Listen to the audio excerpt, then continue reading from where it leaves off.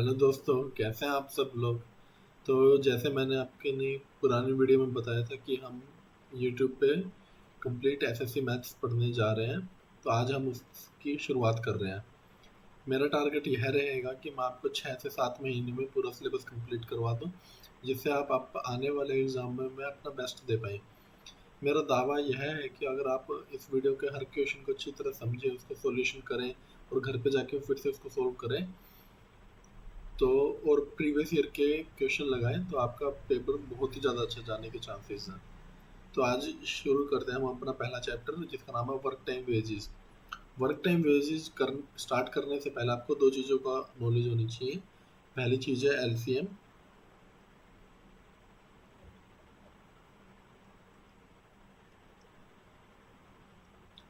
LCM जिसकी full form होती है लोएस्ट कॉमन मल्टीपल।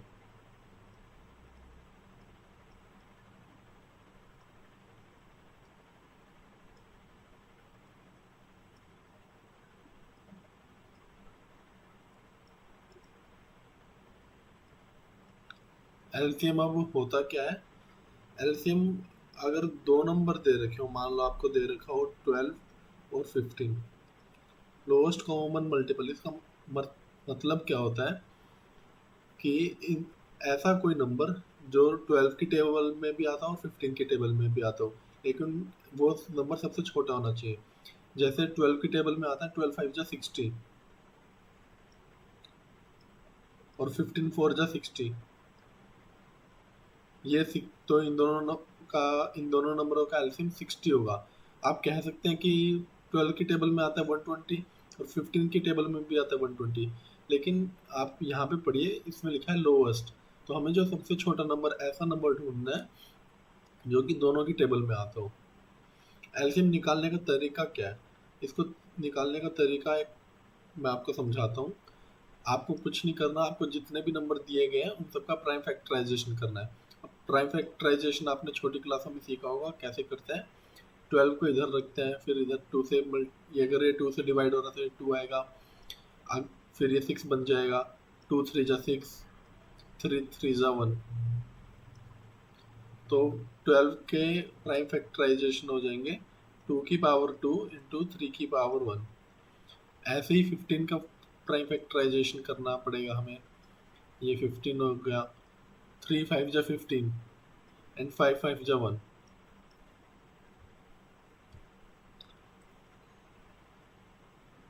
तो 15 के प्राइम फैक्टराइजेशन हो जाएंगे 3 की पावर 1 इंटू 5 की पावर 1। अब आपको कुछ नहीं करना, आप इन दोनों नंबरों के प्राइम फैक्टराइजेशन देखें और इन दोनों नंबरों में जो भी कॉमन आ रहा हो, जैसे यहाँ पे 3 कॉमन है, उसकी हाईएस्ट पावर को ले लीजिए। अब यहाँ पे हाईएस्ट पावर दोनों में एक है, तो इसके एलसीएम 3 की पावर 1 ही आएगा। और जो भी अनकॉमन है उनको एज इट इज उठा के रख दीजिए। यहाँ पे 2 की पावर 2 है, तो ये 2 की पावर 2 और ये 5 की पावर 1। तो इसे आप सोल्व करेंगे तो ये आएगा 3 इंटू 4 इंटू 5। 3 4 जा 12, 12 5 जा 60। तो ऐसे आप देख सकते हैं हम दो या दो से अधिक नंबरों का एलसीएम कैसे लेते हैं। अब आपको जो दूसरी नई चीज सीखनी है वो है एक फॉर्मूला। इस चैप्टर का नाम ही है वर्क टाइम। तो हमें टोटल वर्क दे रखा होता है और फॉर्मूला होता है work is equals to total time taken into efficiency. अब एफिशिएंसी क्या चीज़ है। एफिशिएंसी चीज़ है, उस चीज़ का नाम है जो हमें बताता है कि एक आदमी हर एक यूनिट काम को एक यूनिट समय में कितना काम कर रहा है, उसका हम एफिशिएंसी कहते हैं। अब एफिशिएंसी क्या चीज़ है। एफिशिएंसी हमें बताती है कि एक यूनिट टाइम में आदमी कितना काम कर रहा है। जैसे कि 2 यूनिट पर डे, यहाँ पे डे की जगह आवर भी दे सकते हैं, आपको मिनट भी दे सकते हैं, कुछ भी दे सकते हैं। तो फॉर्मूला सिंपल सा है कि total work done by any man is equals to time taken by that man into efficiency. तो आइए पहला क्वेश्चन सोल्व करते हैं, देखते हैं पहले क्वेश्चन में क्या दिया गया है। पहला क्वेश्चन है A and B completes the work in 30 days and 20 days। A किसी काम को 30 दिन में और 20 दिन में पूरा करता है। ए किसी काम को 30 दिन में पूरा करता है और बी उसी काम को 20 दिन में पूरा करता है।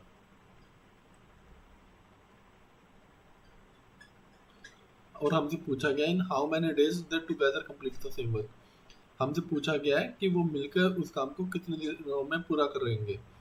तो इसके लिए एक शॉर्ट मेथड है और एक लॉन्ग मेथड है। तो पहले मैं आपको लॉन्ग मेथड समझाता हूँ।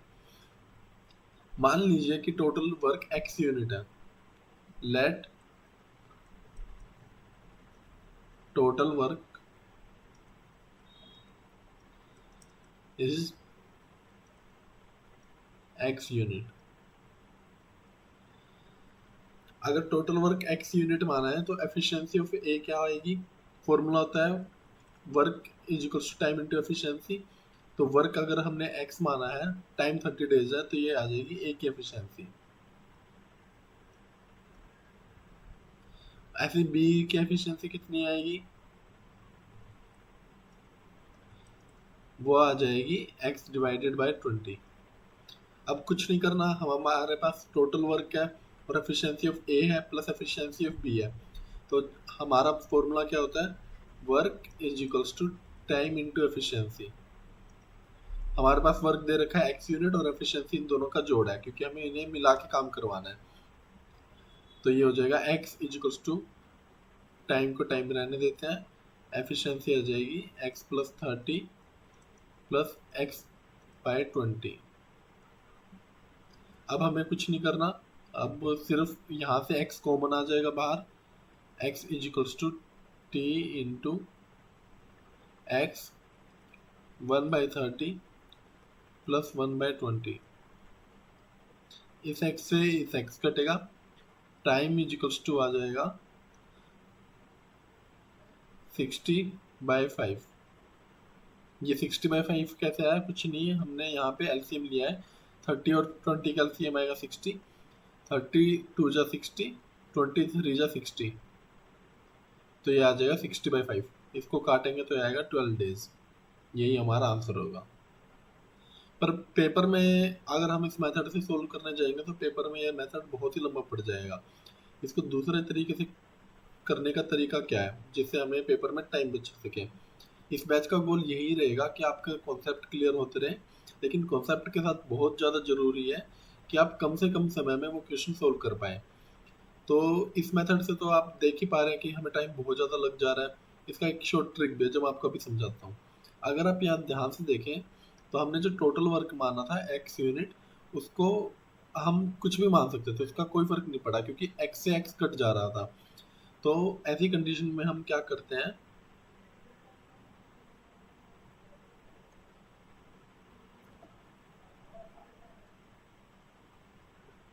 मैं इसको इरेज कर देता हूँ।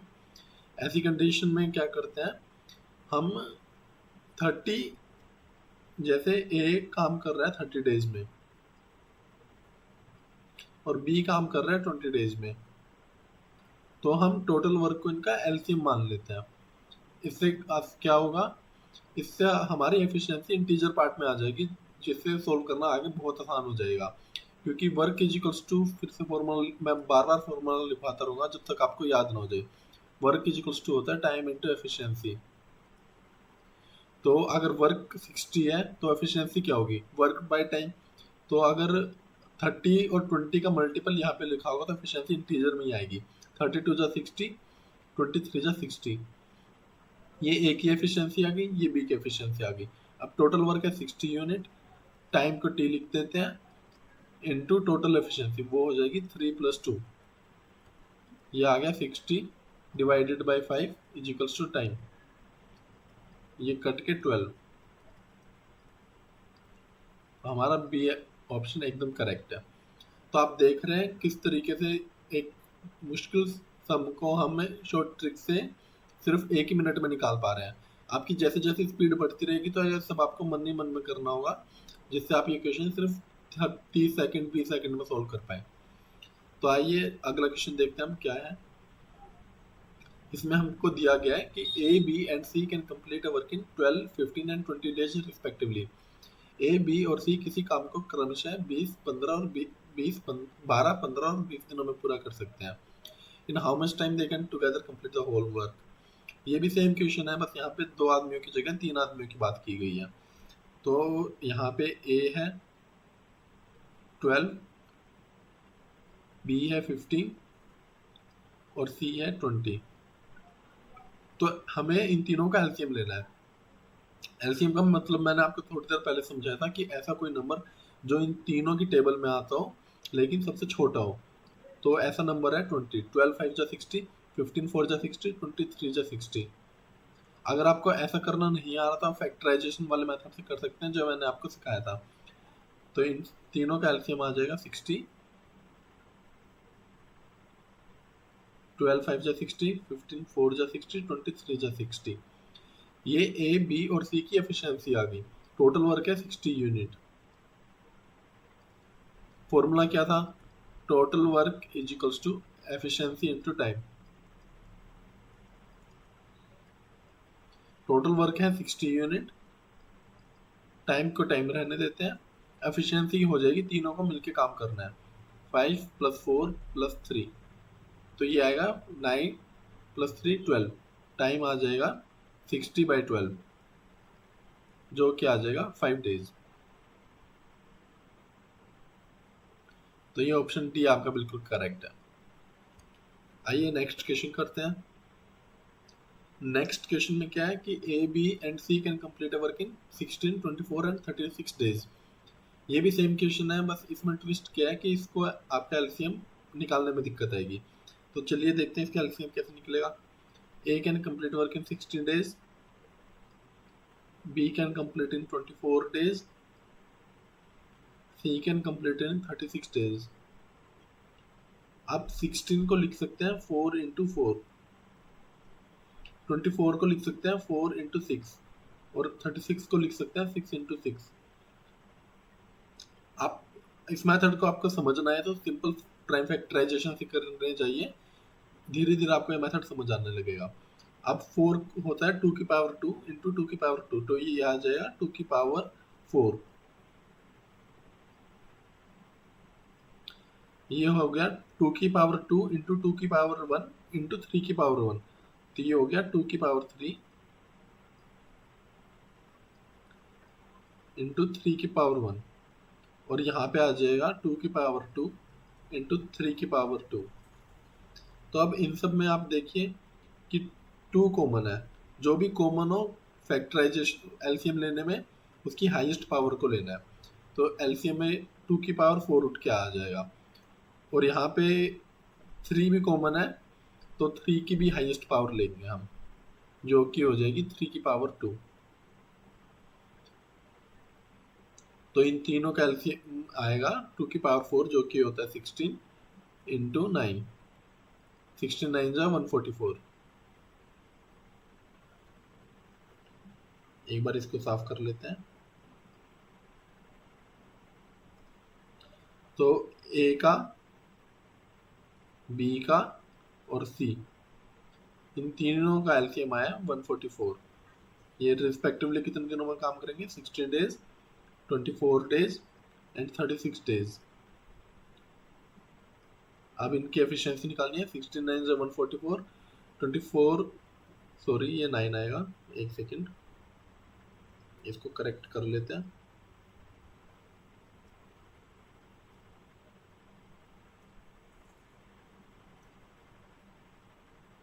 ये आएगा 16 9 जा 24, 6 जा 144, 36 4 जा 144। अब एफिशिएंसी आ गई हमारे पास और टोटल वर्क आ गया, तो अब कुछ नहीं करना। Total work is equals to efficiency, efficiency का सम हो जाएगा 19 × टाइम। ये आ जाएगा टाइम 144 डिवाइडेड बाय 19। अब 7 9 जा होता है 133, ये 19 है। 7 9 जा 133, तो 7 11/19, ये आपका आंसर हो जाएगा। ऑप्शन ए आपका करेक्ट है। अगला question, R, S and T can complete a work in 4, 6 and 18 days respectively. In how much time they together can complete the whole work? ये भी सिंपल सा क्वेश्चन है जो हम पीछे करे जा रहे हैं, बस उसी का पार्ट है।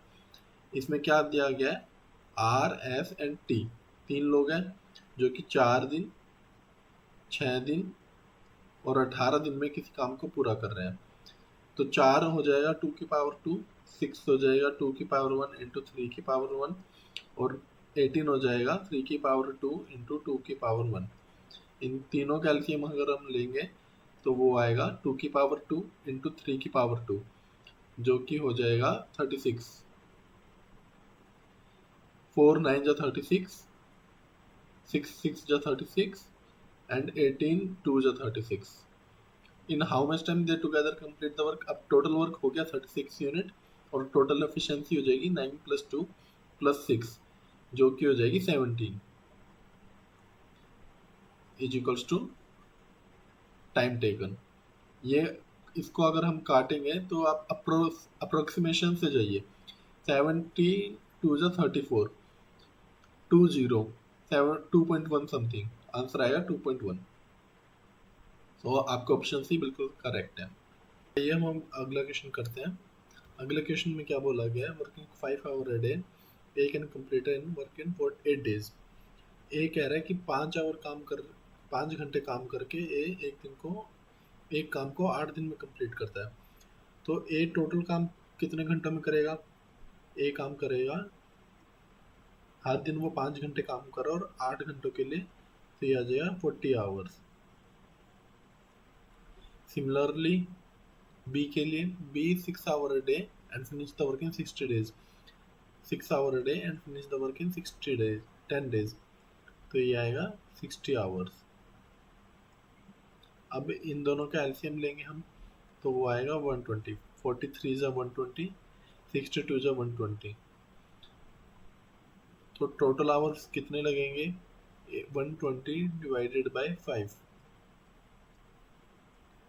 24 आवर्स। अब हमें क्वेश्चन में क्या दे रखा है, लेकिन हमें दिनों में निकालना है। क्वेश्चन में हमको गिवन है working 8 hour a day, they can finish the work in how much time. अब हमें पता है कि वो टोटल 24 आवर में काम करेंगे। मान लेते हैं कि वो हर दिन में मान लेते हैं कि वो एक्स डेज काम कर रहे हैं और हर दिन कितना काम कर रहे हैं वो 8 hours is equals to 24 hours.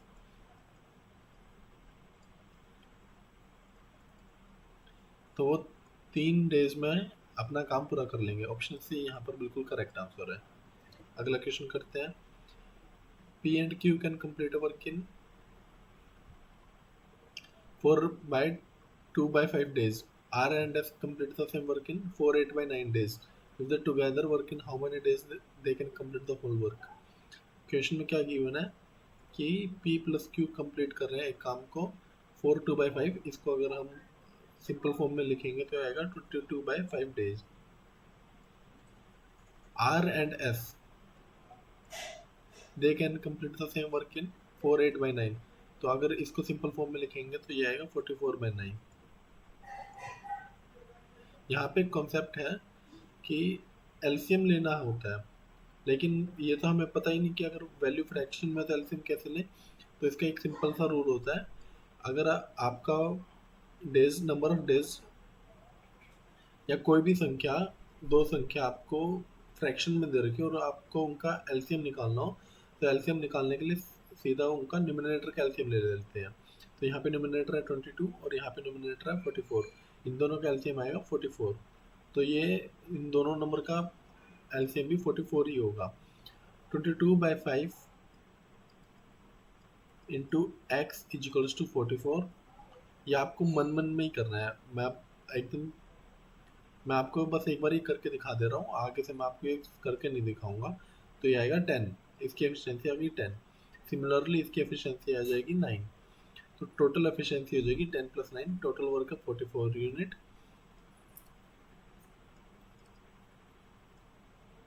और टोटल एफिशिएंसी है 19। फॉर्मूला क्या होता है, work is equals to time into efficiency. Work हो गया 44 यूनिट, एफिशिएंसी होगी 19 इज टू टाइम। इसको मिक्स्ड फ्रैक्शन में लिखना हो तो कैसे होगा, 19 टू जा 38 टू 44 माइनस 38 6 बाय 19,